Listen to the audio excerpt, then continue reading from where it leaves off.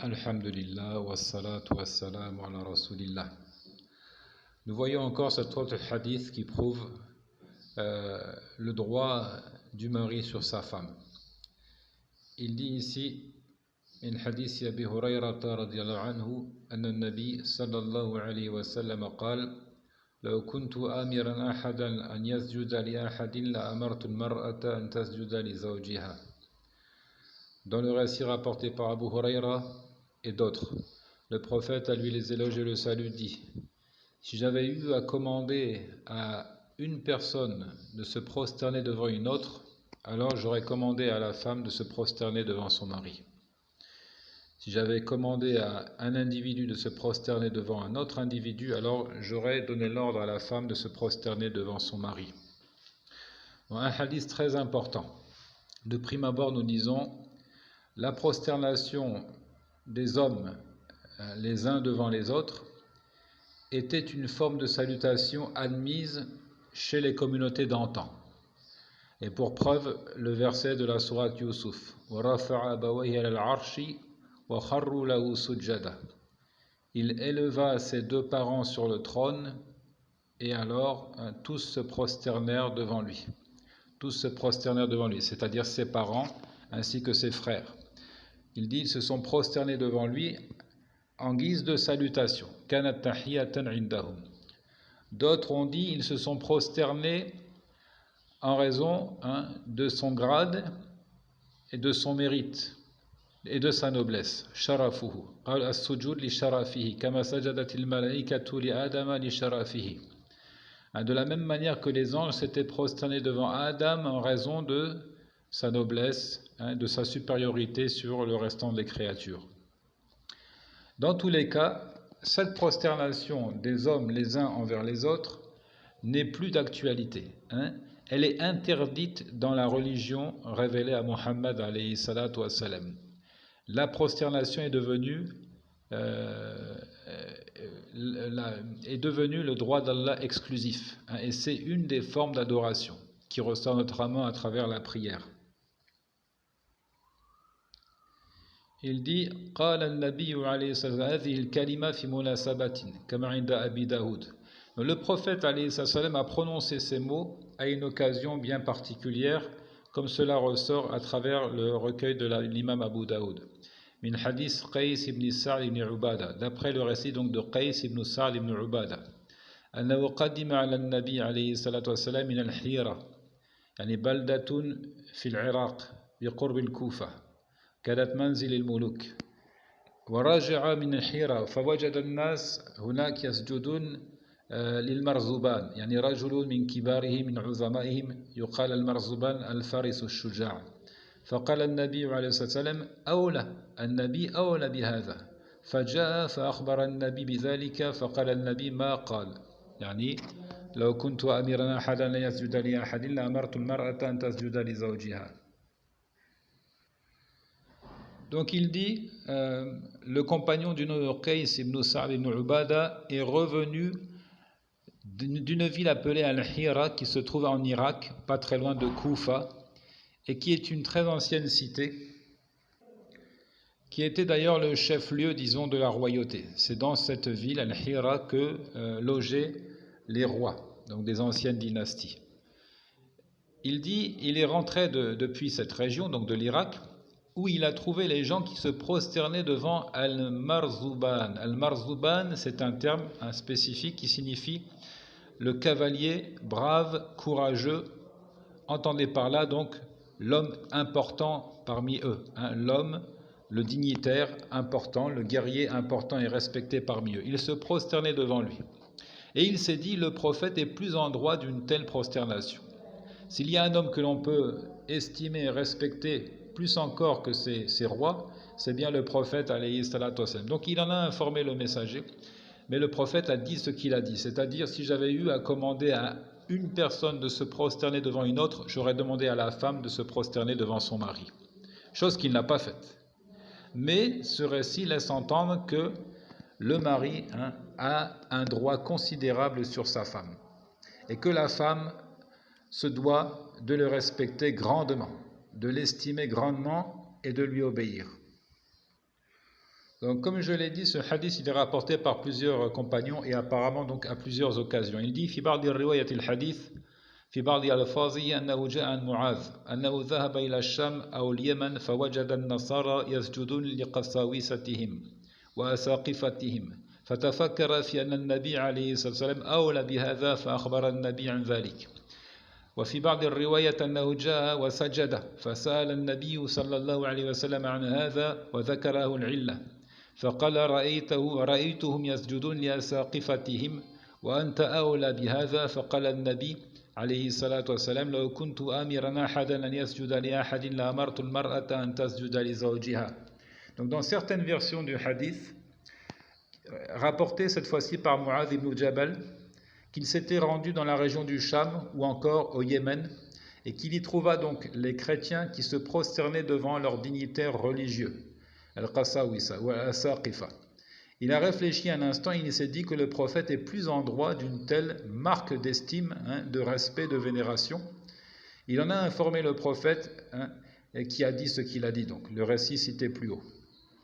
Et dans certaines versions même qu'il est allé jusqu'à agir, à se prosterner devant le prophète alayhi salatu wassalam. Ce dernier donc a demandé des explications.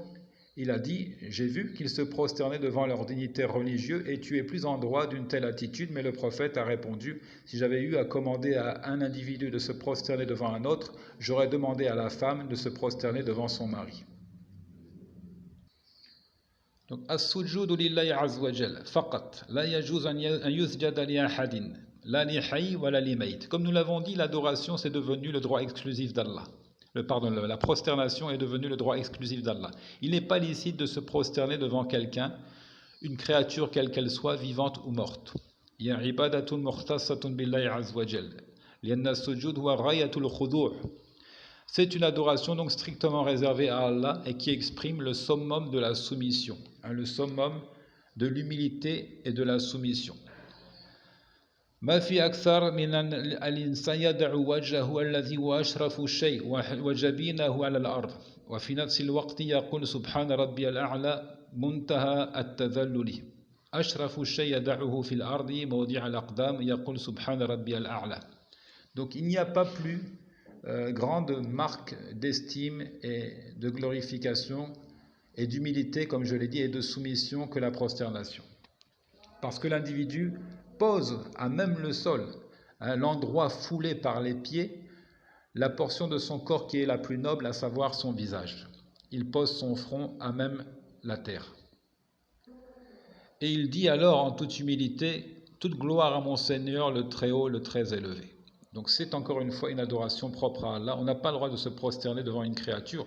Si un mari demandait à sa femme de se prosterner devant elle, elle ne devrait pas lui obéir. Elle n'a pas le droit de lui obéir dans ce cas-là, parce que c'est un appel à la désobéissance au Seigneur. فالنبي عليه الصلاة والسلام يقول لو كنت آمرا أحدا ليسجد لأحد لأمرت المرأة أن تسجد لزوجها فهذه قضية على كل حال تدل على عظم حق الزوج. Donc comme nous l'avons dit, cette parole du messager, à lui les éloges et le salut, indique l'importance considérable du mari et que la femme donc lui doit le respect, l'estime et l'obéissance. لكن في الوقت نفسه كما قلنا لا يجوز للزوج أن يتخذ ذلك صوتا يضرب به المرأة ويضيع حقوقها ويتسلط عليها. Mais nous disons et nous répétons que l'homme ne doit pas prendre prétexte, ne doit pas s'appuyer sur de tels récits pour exagérer, pour imposer une domination hors norme sur son épouse, pour lui réclamer l'intégralité de ses droits, tandis que lui ne restitue pas ses droits à son épouse. Il n'a pas le droit de faire cela. Et il ne doit pas la plonger dans la gêne, il ne doit pas rendre sa vie difficile au point qu'elle soit insupportable. Donc l'homme ne doit pas abuser de son autorité, en d'autres termes. Allah Azza wa Jalla nous invite à être bienfaisants envers nos épouses. Et le meilleur des hommes est celui qui est le meilleur envers sa famille. Donc il ne faut pas exagérer. Et il faut considérer les limites et la faiblesse de son épouse. ويراعي ما يمر عليها من مرض وتعب وتغير المزاج فهي مثلك تماما تغضب تفتر تضعف تتعب تمرض كل هذه الأشياء تحصل لها كما يحصل للرجل بل أكثر مما يحصل للرجل لأنها ضعيفة. Donc l'homme doit se souvenir que son épouse peut être fatiguée, elle peut être agacée, irritée, elle peut être malade, exactement comme toi. Elle n'est pas différente de toi. Toi aussi, tu te fatigues, tu t'épuises, tu tombes malade. Et pire encore, puisque la femme est plus faible que l'homme. Donc le maître mot dans toute cette histoire, c'est la compassion, la pitié, le désir de s'entraider. Un couple, c'est fait pour s'entraider, pour se soutenir les uns les autres. Non pas que l'un exerce une domination excessive, contraignante. Ce n'est pas, la maison n'est pas un territoire sous dictature. Ce n'est pas la dictature. Il dit ici فإن كره منها خلقا رضي آخر كما جاء في الحديث لا يفرق مؤمن مؤمنة إن كره منها خلقا رضي آخر رواه مسلم. Donc si effectivement il t'arrive de répugner un comportement, quelque chose chez ton épouse, alors tu finiras par apprécier d'autres aspects de son comportement, de son caractère ou même de son physique. Il n'y a rien de totalement détestable chez une femme croyante, ce n'est pas possible. C'est pour ça qu'il dit dans le hadith rapporté par Muslim, La yafraku mu'minun mu'mina ay la yabradu ou la yubridu mu'minun mu'mina. Un croyant ne déteste pas une croyante. S'il répugne un de ses caractères, alors il sera satisfait par d'autres aspects de son caractère. S'il en répugne une portion, il appréciera d'autres portions de son caractère. Et enfin, je conclus par cette autre version du même récit. Donc, عن عبد الله بن أبي أوفى رضي الله عنه قال رسول الله صلى الله عليه وسلم. Cette version-là, elle est rapportée par Ahmed ibn Majah ibn Hibban de Abdullah ibn Abi Awfa, qui dit, le messager d'Allah, à lui les éloges et le salut, a dit, لو كنت آمرا أحدا أن يسجد لغير الله لأمرت المرأة أن تسجد لزوجها. Si j'avais eu à commander à une personne de se prosterner pour autre que Allah, j'aurais commandé à la femme de se prosterner devant son mari. والذي نفس محمد بيدي لا تؤدي المرأة حق ربها حتى تؤدي حق زوجها. Je jure par celui qui détient l'âme de Mohammed dans sa main, la femme n'aura pas restitué le droit de son Seigneur tant qu'elle n'aura pas restitué le droit de son mari. Elle n'aura pas fait tout ce qui est de son devoir de faire envers Allah tant qu'elle n'a pas fait tout ce qu'elle doit faire envers son mari. C'est pour ça que j'ai dit au début de cette intervention que l'obéissance au mari relève de l'adoration, du culte, tant que le mari commande ce qui est convenable et commande l'obéissance au Seigneur. Elle doit lui obéir.